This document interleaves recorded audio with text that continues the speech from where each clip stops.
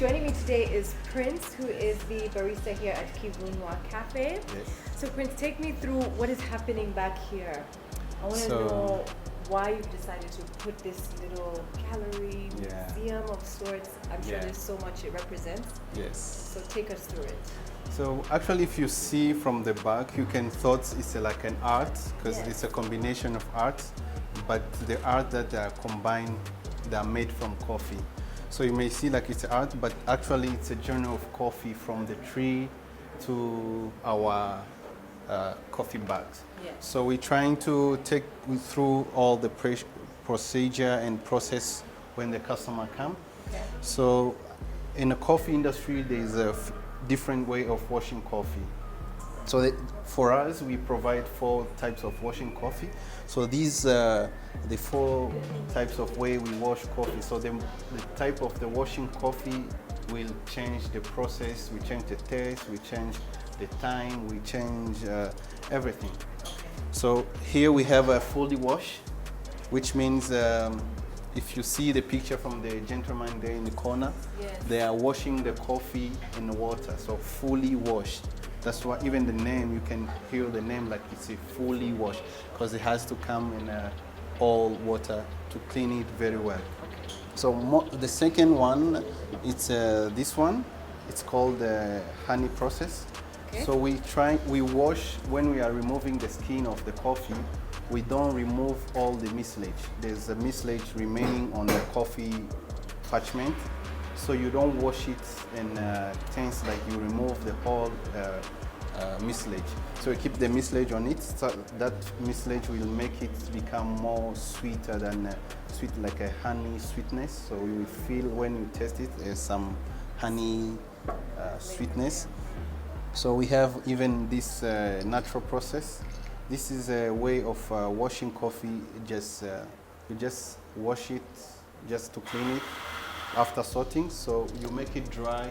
If you see the lady in the corner, she make it dry with skin on top. So the flavor will be very more inside in the coffee. So it will be more tasty, more fruity, because the skin has been with the coffee. So the last one, it's a new process we are experimenting here in Rwanda. It's called Anaerobic. Okay. It's very hard to make. It's very complicated because you have to make the coffee fermented in 100 hours. So the oxygen don't have to touch the coffee for 100 hours. 100 sunrise. Not so in the midnight you have to cover, and then you wait for the second timing. You have to have a timer, or you can calculate according to you. So, but this one I have in the house is for 84 hours. So after 48 hours, it was start bringing some fungus on top. So that one will make it another process. So that will have to be a funky. On market you can hear they call it funky. So this one was not funky because we didn't let the fungus to come on top of the coffee. So that's make it become anaerobic. So it tastes really good, and for someone who like that berry fruitness, or some people who already try the whiskey, smell like a whiskey, some people they like it. And so this the types of washing coffee.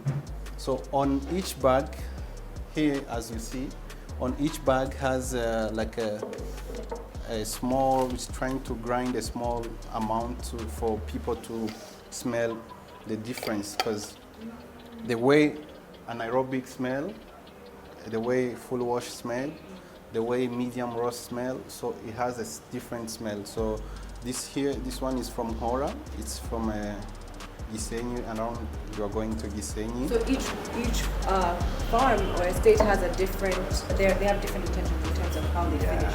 Yeah, even the aroma, the taste, because mostly that one goes with the altitude where the coffee has been grown. If the altitude is high, the coffee will have more fruity or more cacao flavor. So in this one, specifically in this Hora, it's roasted in a medium roast. We're trying to make it medium because in a medium, that's when you taste the flavor and the all notes that is in coffee. So in this Hora, specifically when we do cupping before put it any coffee on market. So we do a cupping, we taste, we smell, we grade the coffee, we see this coffee, how good it is, which flavor are we getting in it. So that cupping, and then we give a score, and then the highest score will be on Kivu Noir. So Kivu Noir coffee, mostly we used to sell it now, like now we are selling on Amazon. Okay. So on Amazon, that's where you can, Amazon UK, Amazon US, Amazon China, but here in Rwanda only in our shop, because we want to keep it fresh, because you can put it on a supermarket or some in grocery. So sometimes if you see it from the down here, it's right in where the date is, where it's roasted. So you have to keep it fresh to make, if you are giving a good quality, you have even to keep it fresh, because like you see, this one is for September 15, so it's for this year. And this Ngora specifically has some cacao, chocolate flavor, and then a brown sugar aftertaste. So once you swallow, you feel like there's a brown sugar remaining in your mouth leaf. So people who, and the base of this Ngora, it's consistency, because where it's coming from, the weather don't change yearly, so like because it's near the lake already give the mountain enough water, so they don't need the rain or to change the character. So for someone who like the Ngora, for him, if he like the Ngora will always be the same, but the other, according to the weather, may change. To this year may be good or not good. So, and the last not on list, this is we call it screening, but some place they call it grades. Okay. So these are the grades of the coffee. So we do like a screening, and then the bigger size, the one that is not affected. As you see, this one is called low grade. You can see that you can thought this is a coffee. But trying to open that one. Yeah, yes.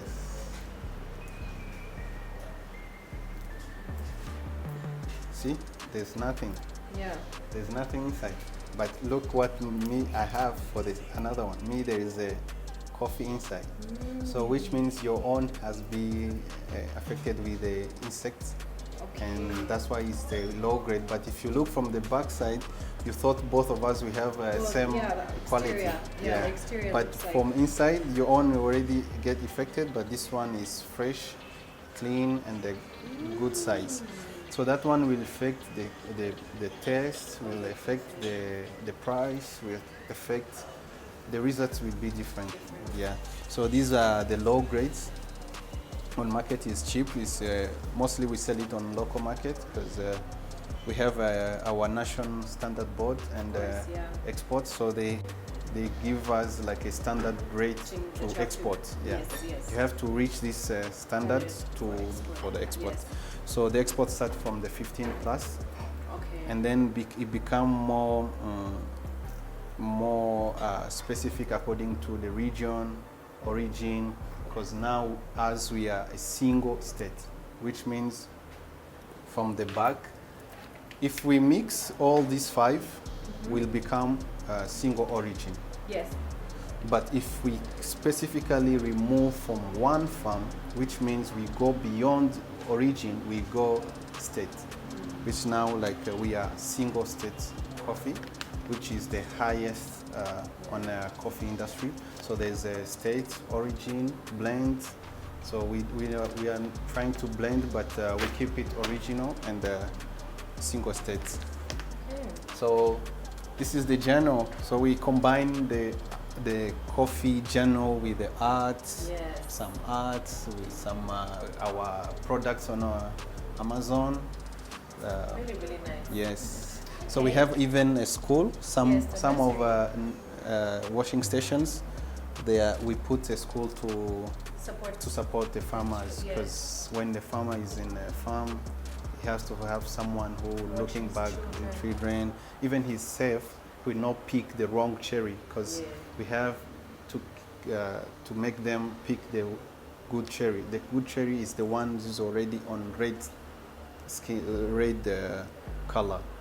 So if he may be on rush, he may pick the wrong one to go look for the child. So we thought about that one, and we say, okay, to give back to the community, we have to make a school for them and teach. And some of our partners, they are from abroad. If they come, they visit, they see the kids, and some give even teaching, English teaching schools, some nursery things.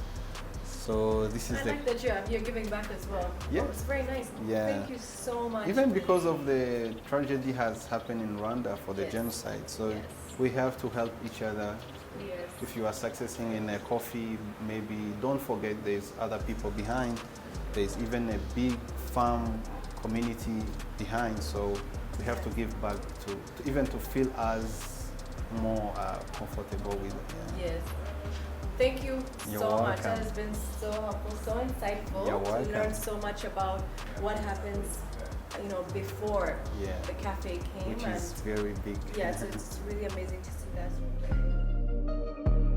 So we are going to make for you iced caramel macchiato. Firstly, it's a combination of caramel syrup and low-fat milk. We're trying to keep it low in everything. So because of the roast and caramel syrup, we are going to combine our medium dark roast because it has some chocolate flavor. So we think if we combine it with the sweetness of caramel, we'll make it good. So firstly, I will have to put some caramel here for her. Some caramel. And then, so I'll firstly then clean the water filter. So to keep it consistent, we have to measure everything.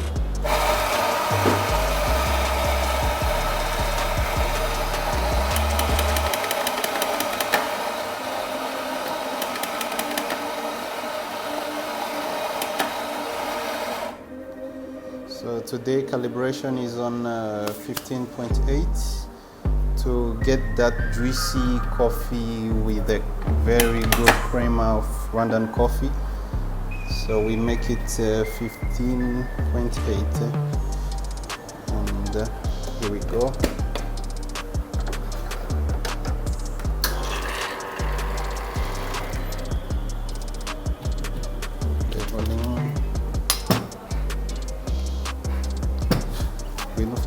You can come closer, you touch this very greasy of our coffee. So it's done with all the espresso. Now let's do the caramel.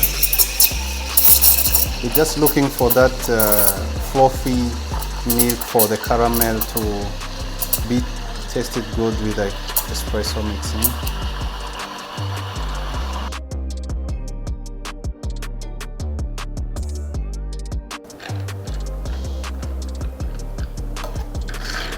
Mix it very well.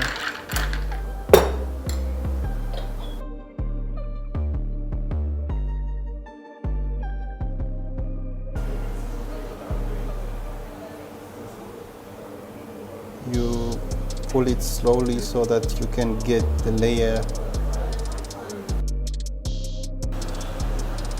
So now we put the drizzle for just a little bit on top to help us get the design, the output.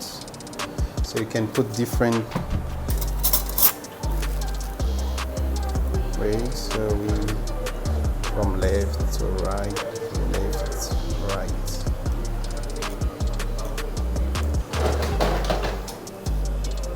Here we go. Our iced caramel macchiato. So, little fancy for this beautiful lady flying.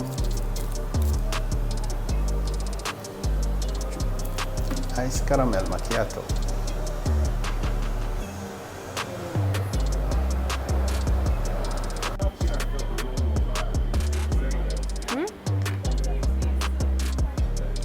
Amazing coffee, guys. So far, I'm having a fantastic time in Kigali. Thank you so much to Kivu Noir. This coffee is amazing. Cheers, girl.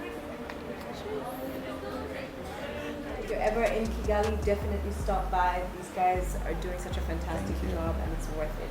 Thank you so much. Thank you so much. You're welcome.